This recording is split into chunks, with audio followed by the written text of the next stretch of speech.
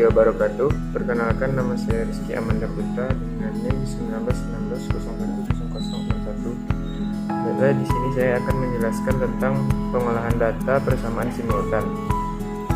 Dengan judul, seorang peneliti melakukan penelitian mengenai analisis neraca transaksi berjalan, pertumbuhan ekonomi, dan nilai tukar di Indonesia selama periode 1990 sampai 2020.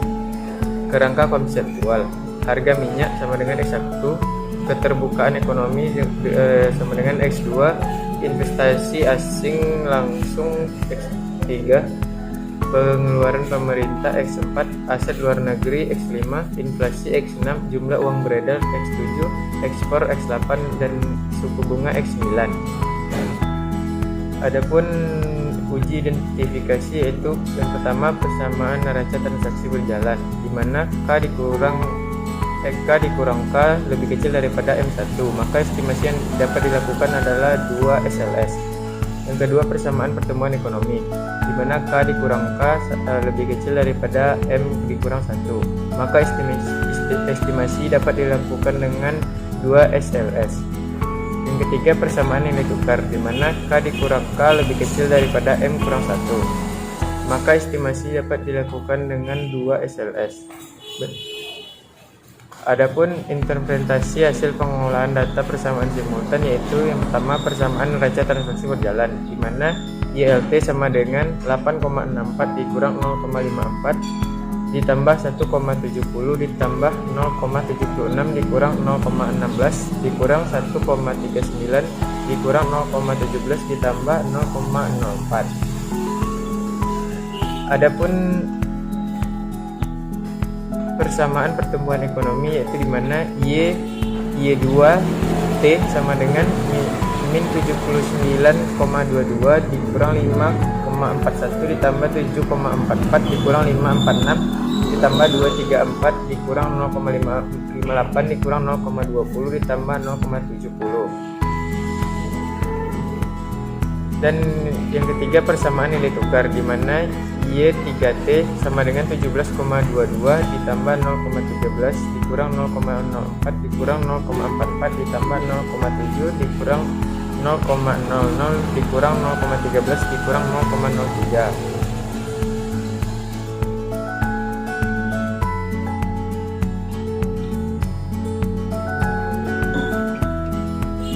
Baiklah, langkah selanjutnya kita akan melakukan pengolahan data dengan menggunakan aplikasi. Yang pertama, kita buka aplikasi eView 9. Setelah itu kita klik create a new workfile dan kita isikan start date-nya sesuai dengan tahun.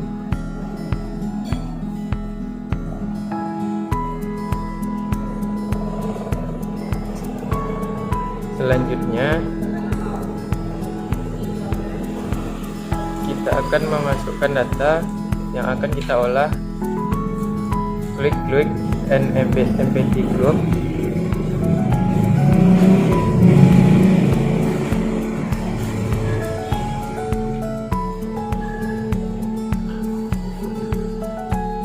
Selanjutnya kita akan memberi nama, yaitu namanya data underscore group.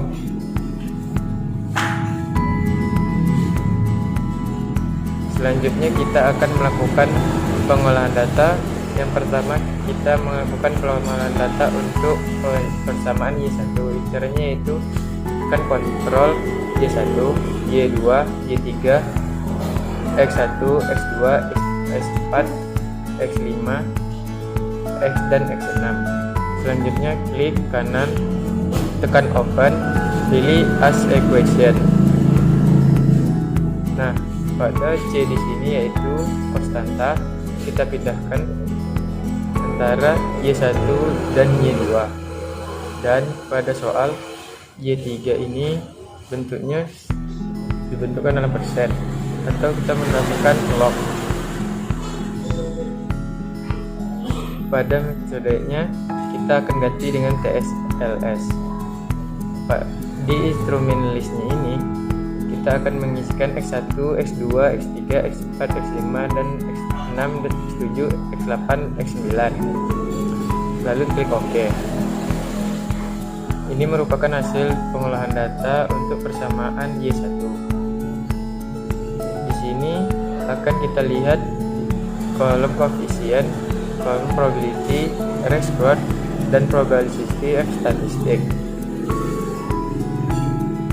Nah, dapat kita lihat pada kolom koefisien variabel C nilainya yaitu 8,64. Artinya pada persamaan Y1 ini neraca transaksi berjalan adalah sebesar 8,64 pada saat harga minyak, keterbukaan ekonomi, dan inflasi sama dengan pada variabel Y2 nilai profit 0,07, di mana 0,07 ini besar dari 0,5. Maka artinya Y2 ini tidak berpengaruh secara signifikan terhadap transaksi neraca pembayaran. Selanjutnya kita akan melihat nilai log Y3. Y3 ini nilai probability-nya yaitu 0,000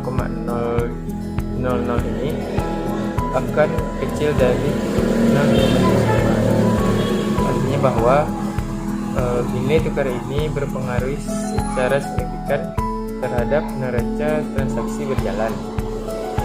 Selanjutnya variabel X1 yaitu variabel harga minyak.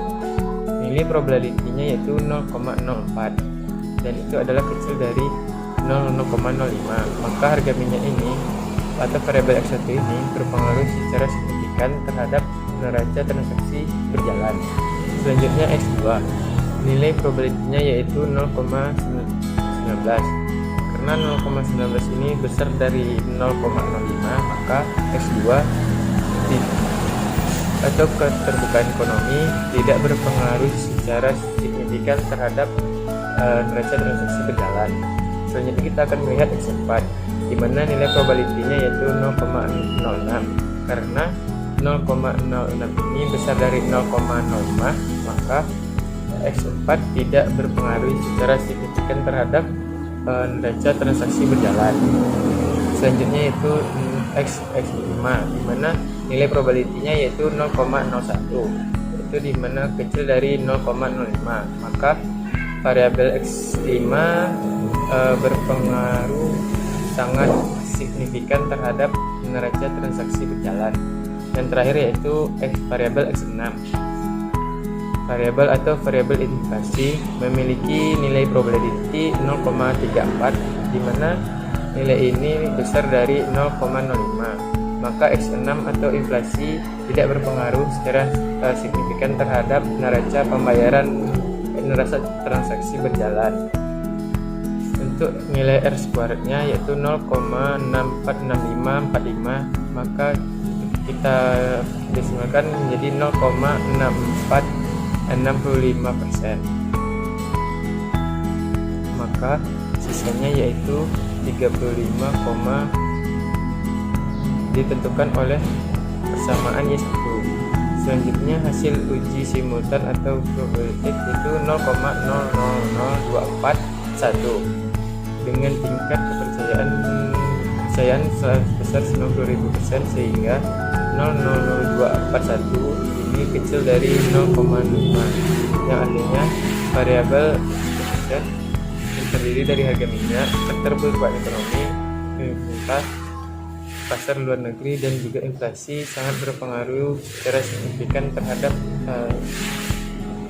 pada 1990 sampai dengan 2020. Selanjutnya kita akan melakukan uji asumsi klasik pada persamaan Y1. Caranya yaitu klik views, residual diagnostic, lalu histogram. Yang pertama histogram. Ini merupakan uji normalitas pada uji asumsi klasik. Di sini kita bisa lihat probability-nya yaitu 0,438051. Ini merupakan besar dari 0,05. Jika jika nilai probability-nya besar dari 0,05, maka persamaan datanya yaitu distribusi besar. Kita akan heterostasitas. Di sini kita residual diproses, kita heteroskodastasitas. Klik OK. Maka di sini kita lihat nilai Oxford-nya yaitu 0,7324. Dikarenakan nilai 0,7324 ini besar dari 0,005, maka persamaan ini tidak selanjutnya kita akan melakukan uji berhasil. Square-nya yaitu probability-nya diperoleh 0,0088. Dikarenakan nilai ini kecil dari 0,5, maka dapat disimpulkan bahwa persamaan ini mengandung autokorelasi.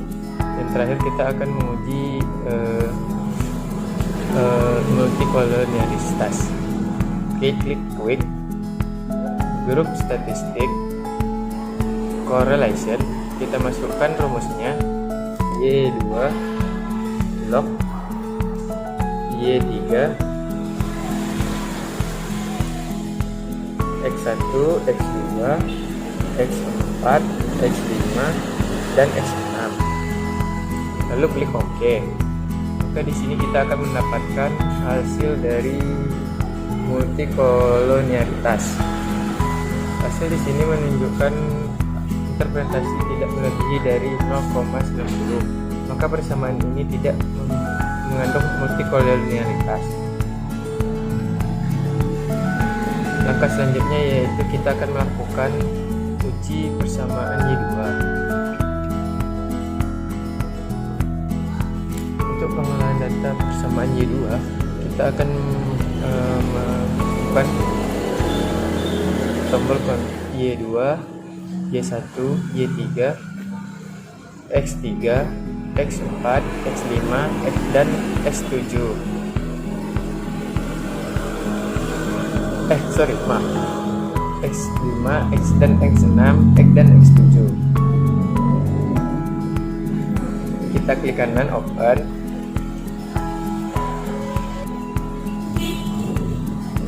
C di sini kita akan memindahkan C di sini antara Y2 dan Y1. Pada Y3 kita akan memberikan log, tidak dalam persen. Pada metode ini kita akan ganti dengan TSLS. Instrumen list X1, instrumen listnya sama, yaitu seluruh jenis X-nya.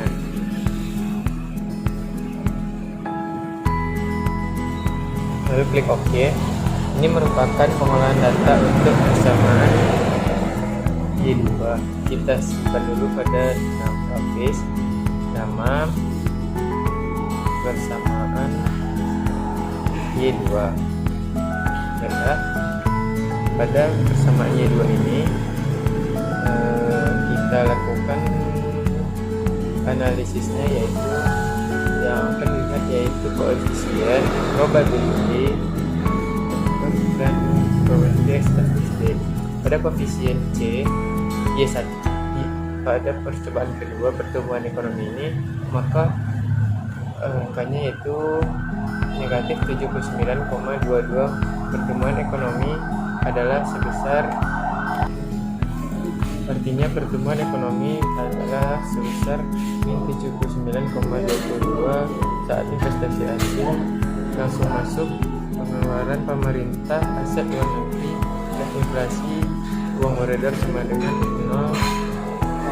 Selanjutnya variabel kinerja transaksi berjalan atau Y1 memiliki nilai probability-nya 0,17, di mana nilai ini besar dari 0,05. Itu artinya bahwa Y1 ini tidak berpengaruh secara signifikan terhadap Y2.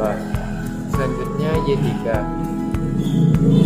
Kita dapat melihat di mana koefisiennya yaitu probability-nya 0,19. Maka nilai ini besar dari 0,04. Y3 ini tidak berpengaruh secara signifikan terhadap Y2. variabel X3 yaitu nilai probabilitas 0,023, yang mana nilai ini besar dari 0,05, yaitu artinya bahwa X3 tidak memiliki pengaruh secara signifikan terhadap Y2.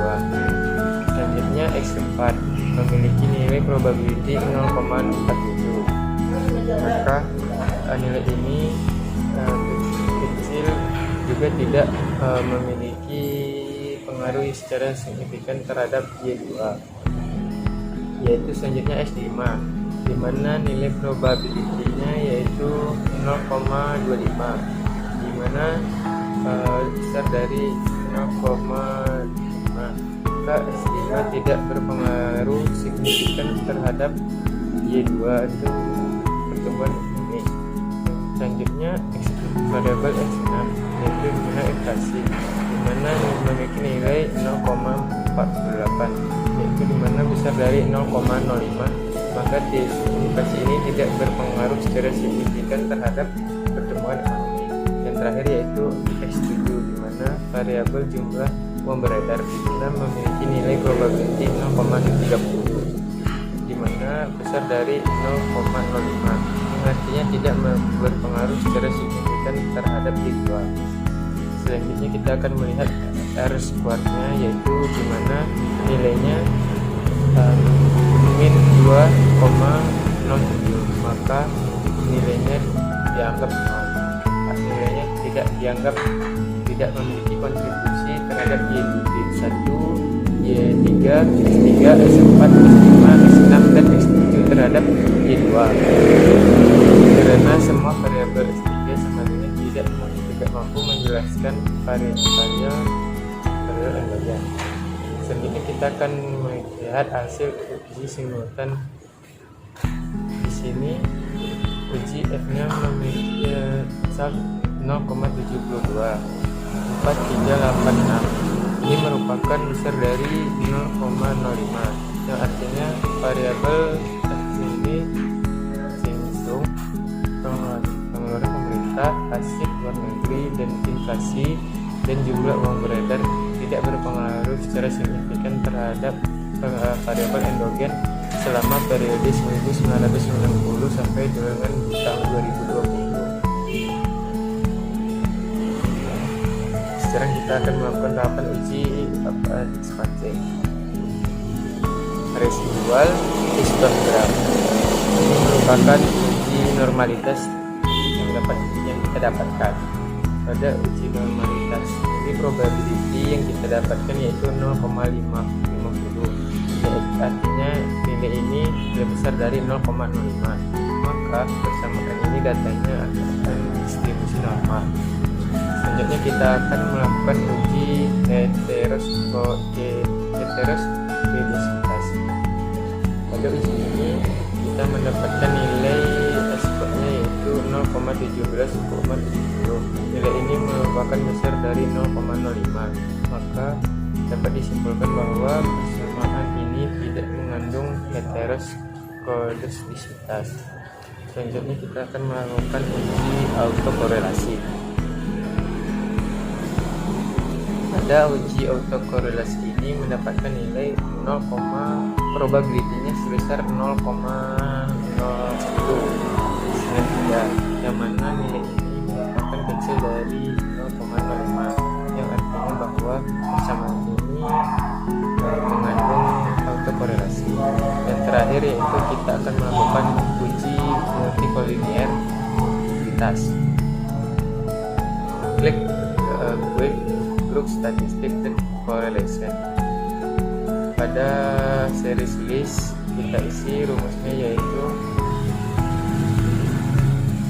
Y1 log Y3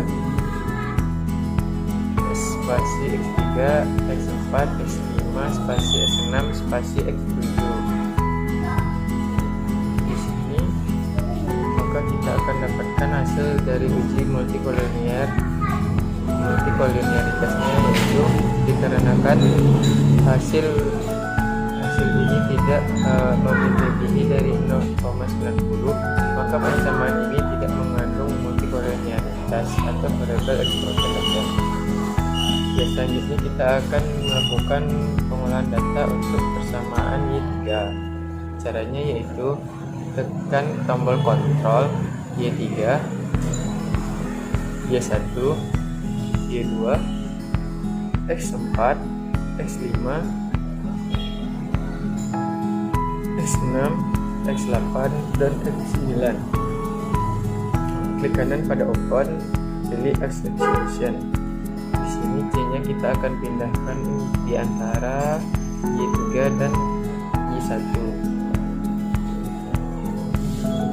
Nah, dikarenakan Y3 tadi tidak mengandung persen, maka kita akan menambahkan log. Kemudian kita akan ubah menjadi DSLS. Pada instrumen listnya kita akan masukkan semua variabelnya. Oke. Nah, ini merupakan pengolahan data untuk persamaan Y3. Kita pilih step persamaan Y3. Oke. Nah, di sini kita bisa lihat nilai konstantannya sebesar 17,22. Ini artinya yaitu pertumbuhan ekonomi adalah nilai tukar ekonomi adalah sebesar 17,22 pada saat pengeluaran pemerintah, aset luar negeri, inflasi, ekspor, dan suku bunga ini sebesar 0. Selanjutnya kita lihat pada variabel Y1 yaitu transaksi neraca transaksi berjalan, memiliki nilai probabilitasnya yaitu 0,37, di mana nilai ini besar dari 0,05, yang artinya Y1 ini tidak berpengaruh besar signifikan terhadap Y3. Selanjutnya Y2 memiliki nilai probabilitas 0,63, di mana besar dari 0,05, yang artinya bahwa Y2 ini tidak berpengaruh signifikan terhadap Y3. Selanjutnya X4 memiliki nilai probability yaitu 0,20, mana nilai ini besar dari 0,05, yang artinya bahwa pengeluaran pemerintah ini atau X4 tidak berpengaruh signifikan terhadap nilai tukar yang X5 yaitu aset luar negeri, memiliki nilai probability-nya sebesar 0,91, di mana nilai ini merupakan kecil dari 0,05, di mana yaitu artinya nilai X5 ini berpengaruh secara signifikan terhadap nilai tukar. Atau selanjutnya X6 inflasi atau X6, di mana di sini probability-nya yaitu 0,91, yang artinya besar dari 0,05. Ini berarti bahwa inflasi ini tidak berpengaruh secara signifikan terhadap. Selanjutnya variabel X8 memiliki nilai probability-nya 0,01, di mana nilai ini merupakan kecil dari 0,05, yang artinya bahwa X8 ini atau nilai ekspor berpengaruh secara signifikan terhadap nilai tukar atau X2. Terakhir yaitu X9 memiliki nilai probability sebesar 0,45, yang mana nilai ini merupakan besar dari 0,05, yang artinya besar dari yang artinya di mana X3 ini tidak berpengaruh terhadap secara signifikan terhadap nilai Y3 atau nilai tukar. Selanjutnya kita lihat R-squared yaitu 0,80, artinya kontribusi variabel Y1, Y2, X4, X5, X6, X8, dan X9 terhadap Y3 sebesar 0,80,1694, sedangkan sisanya yaitu 19,83,9% yang ditentukan oleh faktor lain. Kita lihat pada nilai F statistiknya yaitu sebesar 0,000001, yang mana kecil dari 0,05, yang artinya bahwa variabel X berpengaruh secara signifikan terhadap variabel elemen selama periode 1990 sampai 2020. Selanjutnya kita akan melakukan uji asumsi klasik pada persamaan Y3. Langkah pertama yaitu residual histogram. Ini merupakan uji multikoloritas. Di sini kita mendapatkan probabilitasnya sebesar 0,58, yang mana artinya merupakan besar dari 0,05. Artinya yaitu maka persamaan ini datanya. Selanjutnya kita akan melakukan uji heteroskedisitas. Kita klik view residual, klik heteroskedisitas. Pada uji ini kita mendapatkan nilainya yaitu 0,06, di mana nilai ini merupakan besar dari 0,05, yang artinya yaitu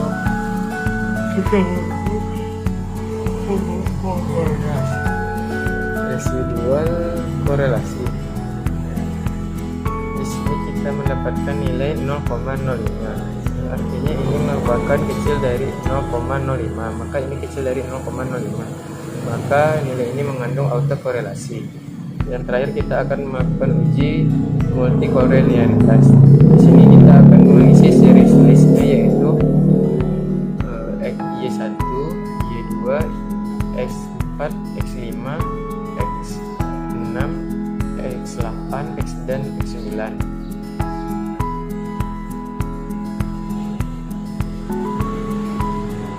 Oh salah, kita ulang lagi ya. Kita klik wake your statistic correlation.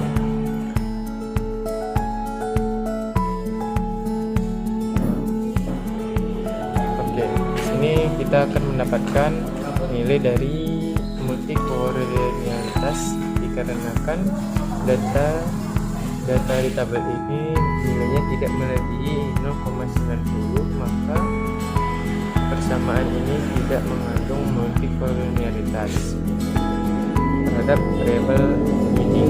Baiklah, sekian penjelasan dari saya. Jika ada kata-kata saya yang salah, mohon dimaafkan. Saya tutup dengan wabillahi taufiq wal hidayah.